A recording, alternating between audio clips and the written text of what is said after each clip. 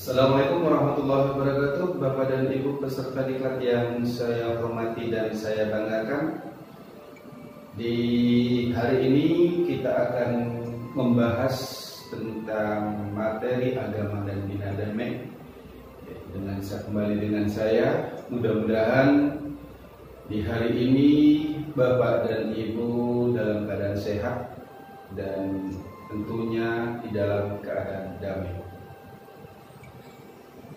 Di dalam materi ini, kompetensi dasar yang diharapkan yaitu Bapak dan Ibu bisa memahami strategi sumber daya agama dalam mewujudkan perdamaian dan peran pemimpinan atau tokoh agama dalam membina perdamaian. Itulah kompetensi dasar yang diharapkan setelah Bapak dan Ibu mempelajari materi agama dan bina damai ini. Bapak dan Ibu yang saya hormati, sebelum kita membahas terlebih jauh tentang agama dan bina damai, terlebih dahulu kita harus mengetahui apa itu agama. Agama berasal dari bahasa Sanskerta, yaitu A itu tidak, gama itu kacau atau kocar kacir atau berantakan. Jadi agama adalah tidak kacau, tidak kocar kacir, tidak berantakan, atau adanya keteraturan dan peraturan untuk mencapai arah atau tujuan tertentu. Itu menurut Sanskerta. Sedangkan agama menurut bahasa Latin yaitu religio atau religi, mengembalikan ikatan atau memperhatikan dengan seksama. Jadi agama menurut bahasa Latin adalah tindakan manusia untuk mengembalikan ikatan atau memulihkan hubungan dengan Tuhannya. Terus menurut bahasa Arab yaitu berarti din. Menurut bahasa Arab agama adalah din, berasal dari kata dana yadinu dina, berarti tatanan atau sistem atau tata cara hidup. Jadi din berarti tata cara hidup. Selanjutnya agama menurut Kamus Besar Bahasa Indonesia adalah sistem yang mengatur tata keimanan, kepercayaan dan peribadatan kepada Tuhan yang Maha Kuasa, serta tata kaidah yang berhubungan dengan pergaulan manusia dan manusia serta lingkungannya. Itu menurut Kamus Besar Bahasa Indonesia. Selanjutnya yaitu konsep agama secara terminologis. Agama adalah aturan atau tata cara hidup manusia dalam hubungannya dengan Tuhan dan sesamanya. Ini menurut Ensiklopedia Nasional Indonesia. Selanjutnya juga agama adalah ajaran atau sistem yang mengatur tata keimanan atau kepercayaan dan peribadatan kepada Tuhan yang Maha Esa, serta tata kaidah yang berhubungan dengan pergaulan manusia dan manusia serta lingkungannya. Ini menurut Kamus Besar Bahasa Indonesia. Selanjutnya juga ada yang mengartikan agama merupakan identitas yang mengandung pandangan-pandangan dasar bagi manusia mengorganisir kehidupan mereka. The ground of meaning, yakni orientasi dasar terhadap kehidupan manusia, terus kehidupan masyarakat, konsep mengenai waktu dan makna mati, konsep kosmologi dasar dalam hubungannya dengan eksistensi manusia. Karena itu, agama merupakan tuntutan hidup yang diturunkan Tuhan kepada umat manusia yang memuat ajaran yang universal, yang non-parasial dan diskriminatif di agama. Bapak dan Ibu yang saya hormati, selanjutnya unsur-unsur agama. Apa saja unsur-unsur agama? Unsur-unsur agama terdiri dari 3. Yang pertama adalah keyakinan. yang berhubungan dengan akidah, yaitu keyakinan akan adanya sesuatu kekuatan supranatural yang diyakini mengatur dan penciptaan alam. Ini unsur agama yang pertama, yaitu keyakinan. Yang kedua, unsur agama yang kedua yaitu peribadatan, yang terkait dengan ritual dan ibadah, yaitu tingkah laku manusia dalam berhubungan dengan kekuatan supranatural, yaitu berhubungan dengan Tuhannya, sebagai konsekuensi atau pengakuan dan ketundukannya kepada Tuhan. Ini adalah unsur agama yang kedua, yaitu peribadatan atau ritual atau ibadah. Yang selanjutnya, unsur agama yang ketiga adanya yaitu sistem nilai, value atau sumber hukum atau syariat. Hal ini adalah sistem nilai ini yang mengatur hubungan manusia dengan manusia lainnya atau dengan alam semesta yang dikaitkan dengan keyakinannya tersebut. Itu unsur agama yang ketiga. Bapak dan Ibu yang saya hormati, setelah kita berbicara tentang unsur agama, sekarang kita akan berbicara atau mempelajari tentang fungsi agama. Fungsi agama di sini diantaranya ada 11. Salah satunya adalah fungsi pendidikan. Agama sebagai fungsi pendidikan, yaitu agama berfungsi sebagai cara terbaik untuk mengajarkan sesuatu yang baik, yang bisa memberikan keuntungan banyak pihak sesuai dengan perintah atau larangan yang harus dijalani dan dipatuhi, supaya seseorang bisa menjadi kepribadian yang lebih baik serta berada pada jalan kebenaran menurut ajaran dan kepercayaannya masing-masing. Itulah agama menurut fungsi pendidikan. Yang kedua, agama berfungsi untuk keselamatan, yaitu agama adalah jalan yang baik untuk hambanya untuk memohon serta mengharapkan keselamatan dari kejahatan yang terlihat maupun yang tidak nyata, serta keselamatan dari ancaman api neraka akibat dosa di masa lalu atau akibat dosa yang telah diperbuatnya. Seseorang yang mempunyai agama, maka dirinya mempunyai Tuhan untuk tempatnya berdoa, untuk tempatnya meminta, untuk mengeluarkan unek-uneknya, untuk berkeluh kesah dan memohon keselamatan dunia dan akhirat. Dengan begitu, hati seseorang tersebut bisa terasa lebih tenang dan bisa mendekatkan diri kepada Sang Pencipta, yaitu Tuhan yang Maha Esa. Itu fungsi agama untuk keselamatan. Selanjutnya, fungsi agama sebagai jembatan perdamaian. Hal ini disebabkan kita ketahui bahwa ajaran agama selalu mementingkan untuk selalu berperilaku baik, saling menghormati, serta menyayangi dengan agama yang berbeda, yaitu akan bisa mewujudkan persatuan dan kesatuan sebagai alat untuk menuju perdamaian dunia. Di dunia mempunyai ratusan negara dengan ideologi dan agama yang berbeda-beda, tetapi semua negara dilandasi rasa saling menghormati hak asasi manusia, saling menghargai, mengutamakan persamaan derajat, tapi tidak membuat kerugian orang lain, menjauhi penghujatan terhadap orang lain, dan tidak merasa saling benar.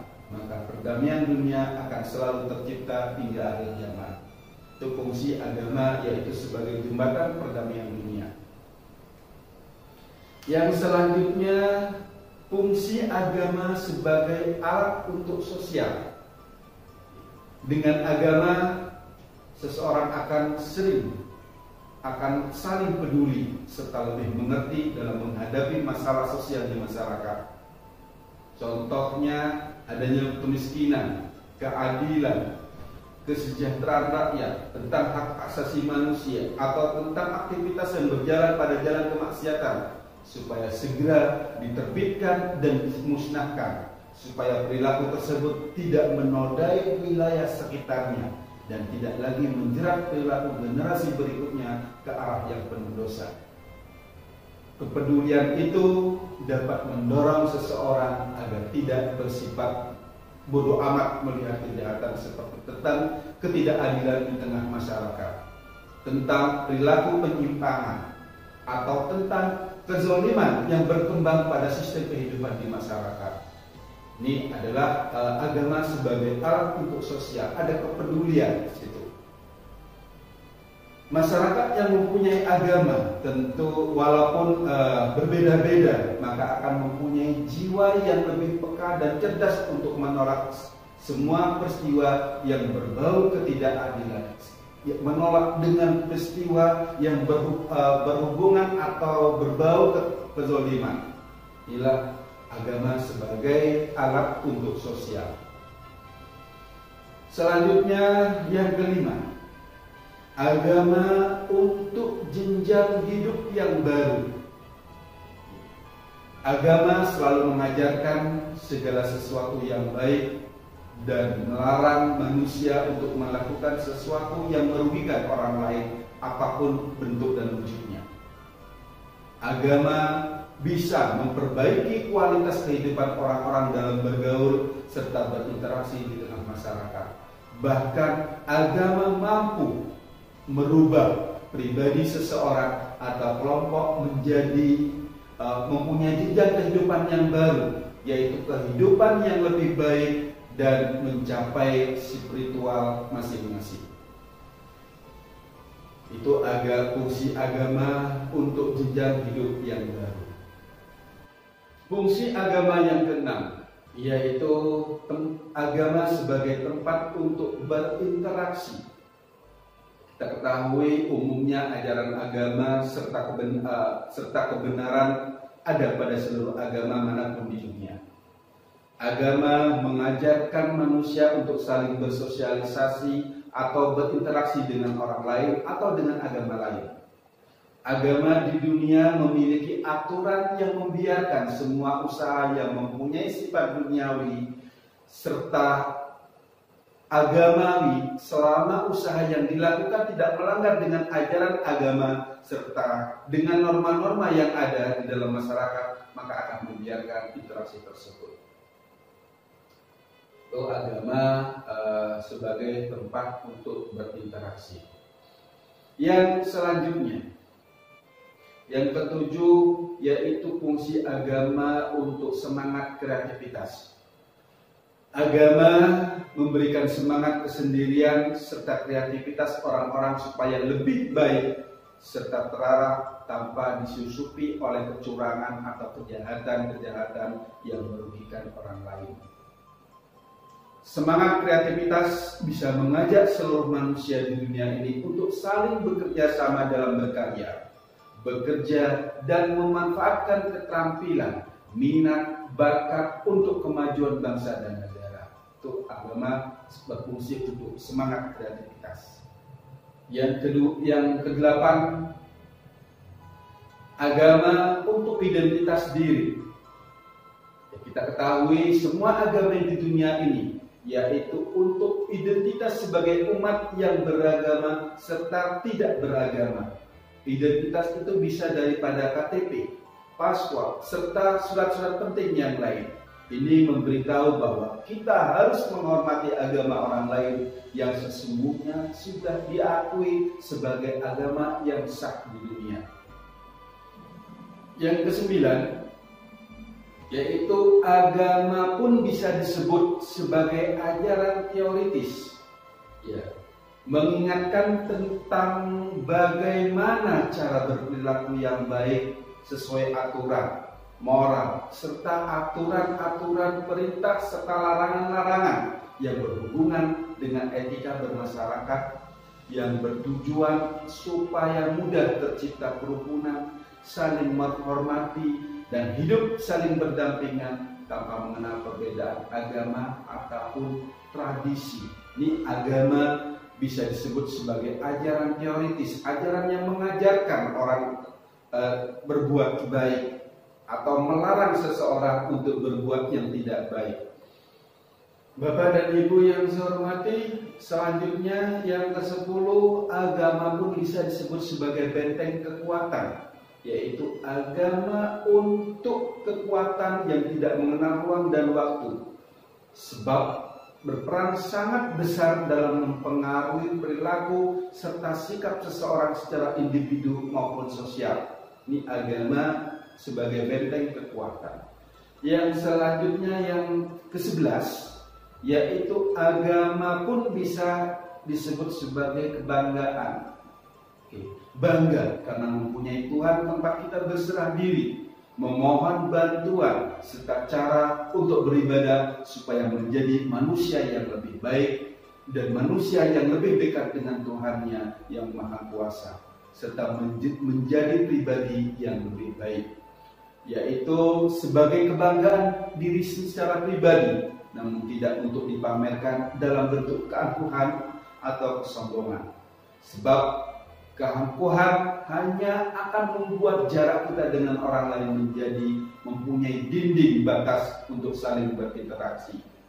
Hal ini disebabkan pada dasarnya manusia tidak menyukai seseorang yang pamer dan bangga dengan tujuan untuk menyombongkan diri. Bapak dan Ibu yang saya hormati, itulah beberapa fungsi agama. Selanjutnya, apa saja kebijakan terhadap agama? Ini terkait dengan agama dan politik atau agama dan negara. Integrasi agama dengan negara sebagaimana pada negara dengan konsep teokratis, yaitu agama dan negara berada pada kedudukan yang berbeda. Agama dan negara merupakan dua kutub yang berbeda, akan tetapi keduanya saling mendukung. Atau dengan kata lain, agama dipahami sebagai faktor komplementer bagi negara untuk kebijakan terhadap agama. Bapak dan Ibu yang saya hormati, selanjutnya apa sih tujuan akhir dari agama?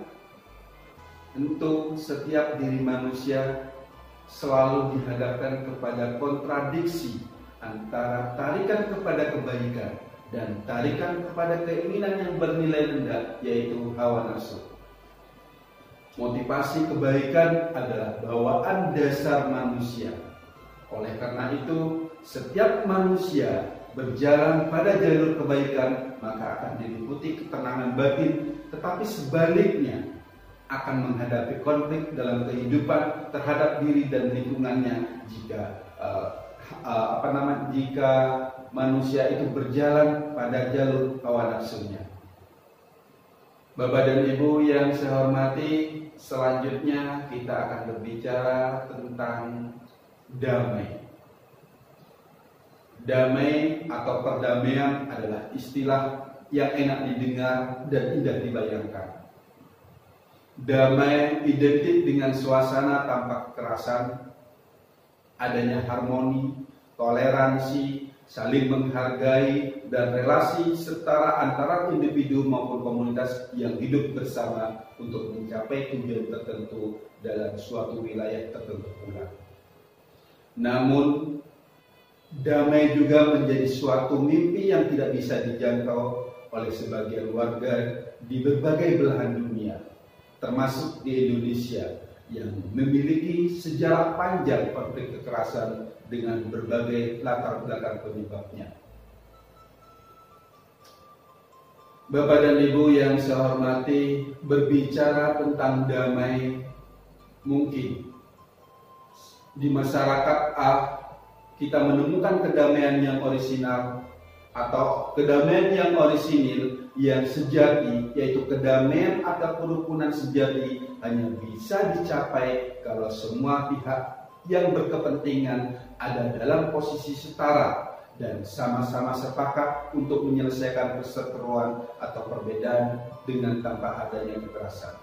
Sebaliknya, ada juga sebuah kasus di masyarakat B. Mungkin kita menemukan kedamaian yang KW atau alias palsu, yaitu ketiadaan konflik di masyarakat seperti itu mungkin disebabkan bukan oleh kesepakatan pihak-pihak yang setara, tetapi oleh pemaksaan pihak yang kuat agar pihak yang lemah diam dan tidak bikin ribut. Itu mungkin salah satu kedamaian yang timpang antara kelompok A dan kelompok B yang saya sebutkan tadi. Baik, selanjutnya mungkin kita akan untuk mengetahui apa itu damai, tentu kita harus mengetahui apa itu pengertian damai. Ya. Damai adalah merupakan pernyataan yang menjadi kunci dari semua agama. Akan tetapi dalam perumusannya berbeda, tergantung dari refleksi masing-masing yang kemudian menghasilkan sebuah deskripsi. Apabila agama berhasil melepaskan diri dari tujuan jangka pendek, maka akan semakin diperoleh makna damai yang ideal. Damai artinya seseorang tidak merasa memiliki musuh karena selalu berangkat dari pandangan yang positif, yaitu positive thinking, dan sebaliknya akan terjadi sebuah konflik apabila dasarnya negative thinking. Itu pengertian damai. Bapak dan Ibu yang saya hormati dan saya banggakan, apa pengaruh agama dalam kehidupan masyarakat? Pengaruh agama dalam kehidupan masyarakat yaitu agama merupakan sumber moral. Agama merupakan kebenaran bimbingan terhadap umat, baik suka maupun duka. Agama juga merupakan pedoman hidup dan menjadi tolak ukur yang mengatur tingkah laku penganutnya dalam kehidupan sehari-hari. Baik atau tidaknya tindakan seseorang tergantung pada seberapa taat dan seberapa dalam penghayatan terhadap agama yang diyakini. Agama sangat berperan dalam mengatur kehidupan manusia untuk menuju kehidupan yang lebih baik lagi. Seringkali kita mendengar ungkapan bahwa semua agama pada hakikatnya mengajarkan perdamaian dan tidak membenarkan kekerasan sama sekali. Meski demikian, pada kenyataannya tidak sedikit orang yang masih melakukan atau mendukung aksi-aksi kekerasan atas nama agama. Begitu juga citra agama sebagai sumber konflik dan kekerasan masih saja melekat di benak banyak orang. Kenapa hal itu bisa terjadi? Salah satu alasan mengapa agama begitu mudah dilekatkan dengan kekerasan barangkali adalah karena setiap agama memiliki klaim kebenaran dan juga misi untuk menegakkan kebenaran tersebut. Sementara itu, banyak penganut agama yang masih menyalahpahami perdamaian dan kekerasan sebagai kompromi dan kepasifan yang berlawanan dengan misi tersebut.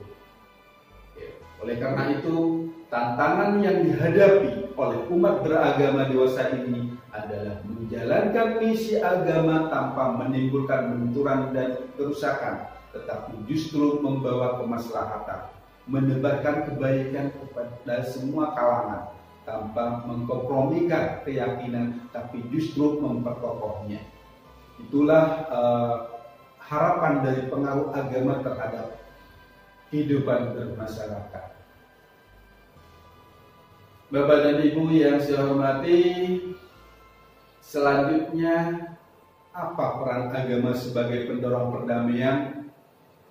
Setiap agama yang benar mengajarkan kedamaian, sedangkan setiap orang yang benar-benar beragama selalu ingin meraih suasana hati yang tentram, tenang, dan hidup yang damai. Beragama dengan sebenarnya berarti ingin selamat dengan cara menjadi bagian dari keseluruhan hidup yang damai. Agama seringkali dihubungkan dengan kekerasan, terlebih setelah serangan teroris di Amerika Serikat pada tahun 2001 dan serangan teror lain di berbagai negara termasuk Indonesia pada tahun 2002 yaitu di Bali, dalam merespons stigma media barat bahwa agama adalah sumber terorisme. Dalam merespon tersebut, agama adalah sumber terorisme. Para pemuka agama cenderung mencari dalil-dalil agama yang mengecam tindakan terorisme. Padahal yang diperlukan adalah menunjukkan dimensi dari agama yang mengandung nilai dan landasan bagi nir kekerasan dan bina damai. Yang menunjukkan agama tidak pasif, melainkan secara aktif turut andil dalam mendorong perubahan di masyarakat. Nir kekerasan dan bina damai tidak hanya memiliki landasan kuat dalam ajaran-ajaran agama, tapi juga jauh lebih efektif dibanding aksi-aksi kekerasan, sehingga harus lebih diutamakan. Selama ini, damai seringkali hanya dimaknai secara sempit sebagai ketenangan, damai dimaknai sebagai keselamatan, damai dimaknai sebagai kepasrahan, dan bahkan kompromi. Perdamaian juga umumnya dipahami sebagai gencatan senjata atau perjanjian mengakhiri pertikaian. Padahal perdamaian yang hakiki tidak hanya mensyaratkan tiadanya kekerasan langsung atau pertikaian, tapi juga sirnanya kekerasan yang lebih luas pada tataran sistem dan budaya. Oleh karena itu, agama sangat memiliki peran, yaitu peran penting karena menjadi salah satu unsur yang dapat membangun etika sosial, sistem, dan budaya masyarakat. Tidak diragukan lagi bahwa dari aspek doktrin keagamaan, semua agama mengajarkan agar penganutnya menciptakan dan memelihara kedamaian. Bapak dan Ibu yang saya hormati, selanjutnya adalah pentingnya pengarustamaan peran agama dalam bina damai. Konsep bina damai atau peace building pertama kali dipopulerkan oleh Bitrus Ghali, yaitu mantan Sekretaris Jenderal PBB pada tahun 1992. Menurut beliau, definisi bina damai atau peace building adalah upaya komprehensif untuk mengidentifikasi dan mendukung struktur yang mengkonsolidasikan perdamaian dan memajukan rasa percaya diri dan kesejahteraan di antara orang-orang. Melalui perjanjian yang mengakhiri perselisihan sipil, ini dapat mencakup pelucutan senjata dari pihak-pihak yang sebelumnya bertikai dan pemulihan keterlibatan, penahanan, dan kemungkinan permusnahan senjata, pemulangan pengungsi, dukungan penasehat dan pelatihan untuk personel keamanan, pemantauan pemilihan umum, upaya memajukan untuk melindungi hak asasi manusia, reformasi atau memperkuat institusi pemerintah, dan mempromosikan proses partisipasi politik formal dan informal. Itu konsep bina damai menurut Bitrus Ghali.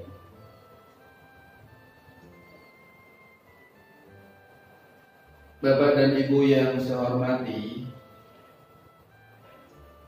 selanjutnya terkait dengan pengarustamaan ini, yaitu bagaimana hubungan antar umat beragama di Indonesia, kenapa kerap sekali terganggu oleh serangkaian konflik bernuansa kekerasan yang banyak terjadi di beberapa daerah. Salah satu contoh konflik yaitu konflik di Poso, terus konflik Ahmadiyah, konflik di pembakaran gereja di Aceh, Singkil, di beberapa konflik yang terjadi di Indonesia. Ya, meskipun secara ideal normatif tidak ada agama yang mengajarkan konflik dan permusuhan, namun secara faktual historis, sikap intoleransi, primordialisme, dan radikalisme keagamaan menjadi bagian dari penyebab atau sumber konflik. Untuk itu dibutuhkan kesediaan dari pemeluk agama untuk menghayati dan mengamalkan ajaran agama secara dewasa, toleran, dan pluralis. Bapak dan Ibu yang saya hormati, sejauh hasil-hasil kajian penelitian yang telah dilakukan oleh banyak pihak, ada indikasi bahwa yang dinamakan konflik sosial keagamaan pada hakikatnya disebabkan oleh godaan primordialisme dan egosentrisme, baik itu oleh individu maupun kelompok serta kepentingan sesaat yang muncul dalam perilaku keserakahan dan ketidakadilan di bidang politik dan ekonomi. Akibatnya terjadi polarisasi di masyarakat. Oleh karena itu diperlukan upaya serius dan peningkatan kerukunan hidup dalam kebersamaan secara hakiki. Bapak dan Ibu yang saya hormati, selanjutnya apa saja tugas dari Peace Building, yaitu Bina Damai ini? Yang pertama adalah salah satunya melakukan dialog dengan tokoh agama dan tokoh masyarakat. Selanjutnya menampung aspirasi organisasi masyarakat keagamaan dan aspirasi masyarakat. Selanjutnya menyalurkan aspirasi organisasi masyarakat keagamaan dan masyarakat dalam bentuk rekomendasi sebagai bahan kebijakan kepala daerah. Selain itu juga melakukan sosialisasi peraturan perundang-undangan dan kebijakan di bidang keagamaan yang berkaitan dengan kerukunan umat beragama dan pemberdayaan masyarakat.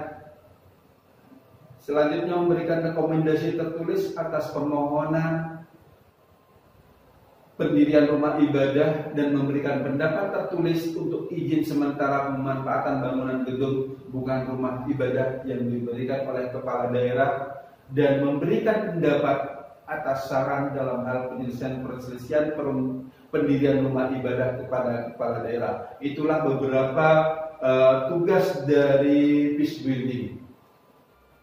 Bapak dan Ibu yang saya hormati, selanjutnya bagaimana konsep Bina Damai? Ya, konsep Bina Damai disampaikan oleh Bapak Ridwan Lubis pada saat penyampaian materi di Jakarta pada tahun 2019. Beliau menyikapi yaitu melalui dua sikap, yaitu pertama adalah sikap inklusif, yaitu meyakini secara absolut kebenaran ajaran agama yang dianutnya tanpa didasari keterpaksaan, dan selanjutnya disikapi dengan taat asas konsisten dan terjalin rapi koheren terhadap ajaran yang baru dianutnya. Penegasan ini penting untuk menjawab keraguan yang berpandangan bahwa kerukunan akan meruntuhkan nilai agama atau kerukunan akan meruntuhkan nilai keimanan. Sikap yang kedua yaitu sikap inklusif, yaitu pengakuan, penghargaan, dan penghormatan terhadap keyakinan orang lain, dan membuka dirinya belajar dengan berupaya menikmati suasana kesatuan ketika umat lain mengamalkan ajaran agama serta merayakan hari besar agama-agamanya tersebut. Hal ini disebabkan karena peran agama melakukan kontekstualisasi ajaran terhadap kondisi nyata dalam kehidupan pribadi maupun sosial. Itulah dua konsep yang disampaikan oleh Ridwan Lubis, yaitu sikap inklusif dan sikap eksklusif. Selanjutnya, ketika kita bisa melakukan Bina Damai, apa saja sih dampak yang akan kita terima dari Bina Damai? Yang pertama adalah pengembangan literasi agama, yaitu religious literasi, yaitu guna pemurnian, rasionalisasi, dan kerjasama. Yang selanjutnya ada dialog antar iman, yaitu mempelajari perbandingan fenomena keberagaman pada setiap kelompok untuk diperoleh gambaran pengalaman setiap kelompok umat. Yang selanjutnya dialog intra-iman, yaitu setelah melakukan dialog keluar kemudian kembali melakukan refleksi terhadap ajaran agama-agamanya. Yang selanjutnya dampak dari Bina Damai yaitu dialog karya, melakukan kerja bersama dalam hal menyangkut urusan kemanusiaan atau humanisasi agama, karena semua agama dihadapkan kepada tantangan bersama yaitu dengan beragama berarti akan meningkatkan kualitas hidup umat manusia dan alam semesta. Bapak dan Ibu yang saya hormati, demikian yang saya sampaikan. Mudah-mudahan bermanfaat dan kita bisa mengimplementasikan materi agama dan bina damai ini di kelompok binaan kita masing-masing, di masyarakat kita. Mudah-mudahan selalu tercipta kedamaian. Wassalamualaikum warahmatullahi wabarakatuh. Salam sejahtera bagi kita semua.